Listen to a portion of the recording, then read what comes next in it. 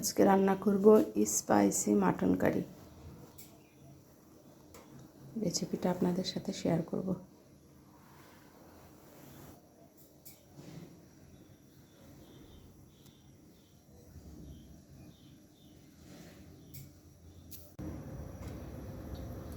প্রথমে দিয়ে দিলাম পরিমাণ মতো তেল।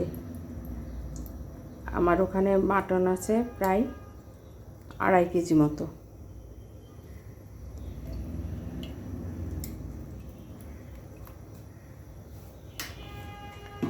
তেলটা গরম হয়ে আসলে দিয়ে দিব এখানে সমস্ত গরম মশলা, শুকনো মরিচ 4-5টা, দারচিনি, তেজপাতা, এলাচ গুঁড়ো, লবঙ্গ, কালো এলাচ বড়টা, গোলমরিচ।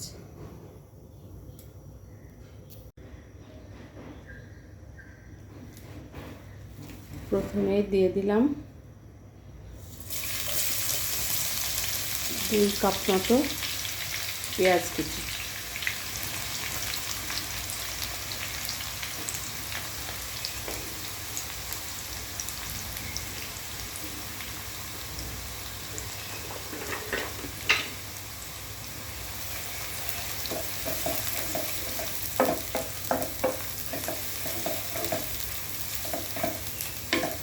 পেঁয়াজটা ব্রাউন কালার হয়ে গেলে তখন গরম মশলাটা দিয়ে দেব।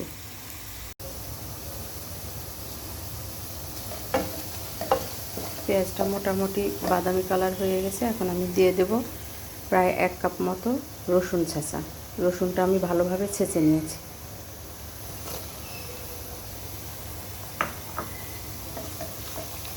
আড়াই কেজি খাসির মাংসে 2 কাপ পেঁয়াজ, 1 কাপ রসুন। এটাকে এখন আমি আবার একটু ব্রাউন কালার করে ভেজে নেব। এবার আমি দিয়ে দেব গরম মশলাগুলো, তেজপাতা, এলাচ, দারচিনি, লবঙ্গ, গোলমরিচ, বড় কালো এলাচ।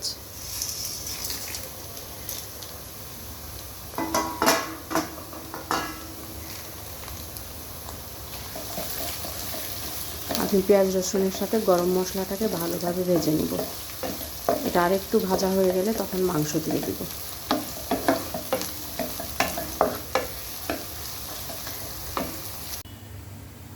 এখন আমি আস্তে আস্তে বাটা মশলাগুলো পরিমাণ মতো দিয়ে দিব। আমি মশলাগুলো, মাংসের মশলা সাধারণত পানি দিয়ে ভালো করে মিশাই নিয়ে তারপরে দিই। দিয়ে দিলাম 2 টেবিল চামচ আদা বাটা,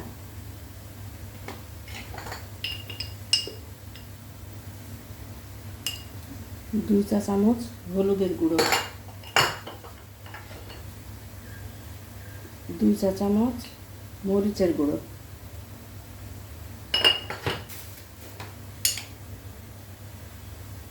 2 চা চামচ ধনিয়ার গুঁড়ো,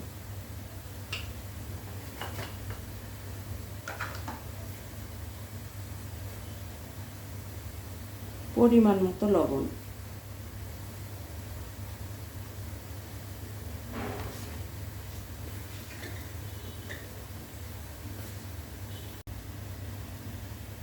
এর সাথে দিব আমি একটু 1 টেবিল চামচ কাঁচামরিচ বাটা, আর জিরে বাটাটা পরে দিব। এখন এই মশলাটাকে আমি পানি দিয়ে ভালোভাবে মিক্সড করে নেব। আমি মাংসের মশলাটা সাধারণত বাটা মশলাটা, হলুদ গুঁড়োটা আমি এভাবে পানি দিয়ে মিক্সড করে দিই, তাহলে মাংসের স্বাদটা ভালো হয়।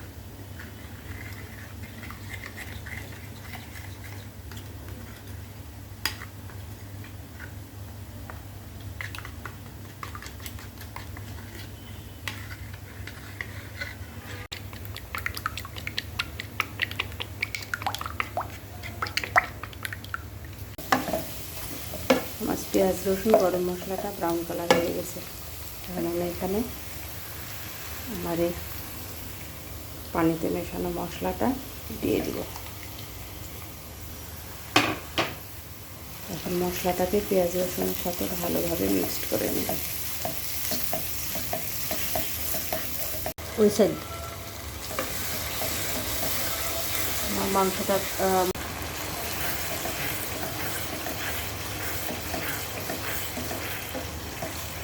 মশলাটা কষানো হয়ে গেছে, এখন আমি মাংসটা দিয়ে দিব।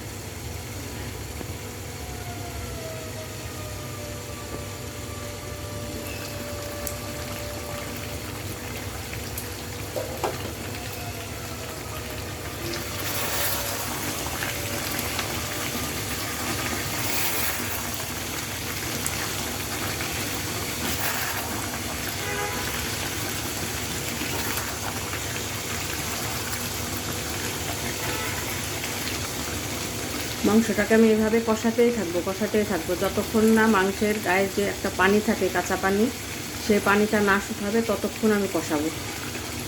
কষায় রান্না করবো। আর গরম মশলা একটু বেশি দিলে খাসির মাংসের যে একটা আলাদা একটা স্মেল বা গন্ধটা বের হয়, ওই গন্ধটা বের হবে না। শুধু এলাচটা একটু বেশি দিতে হবে, আর গোলমরিচটা।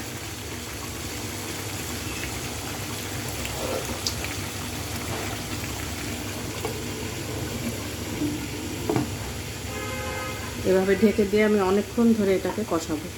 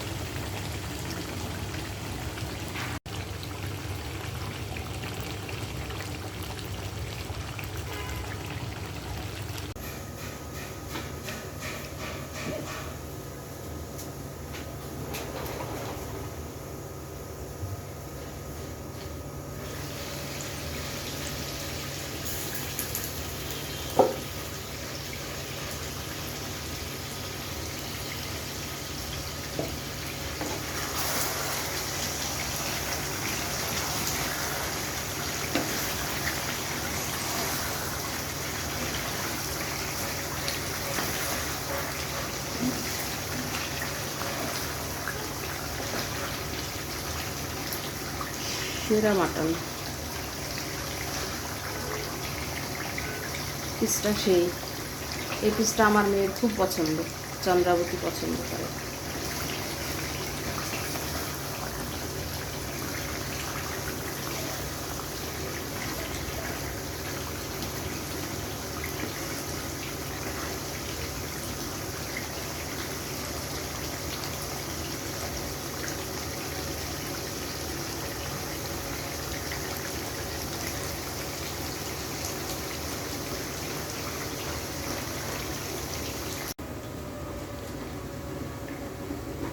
দিয়ে দিলাম এখানে প্রায় 1.5 টেবিল চামচ জিরা বাটা।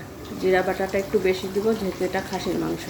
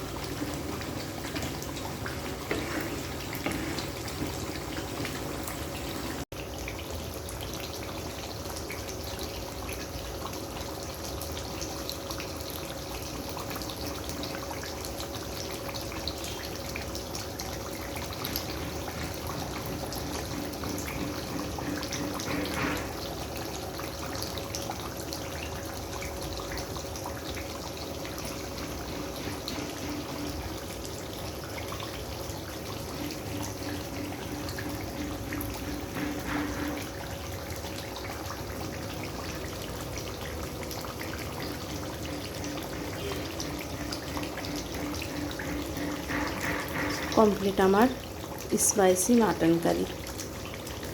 রেসিপিটা আমি শেয়ার করব অবশ্যই।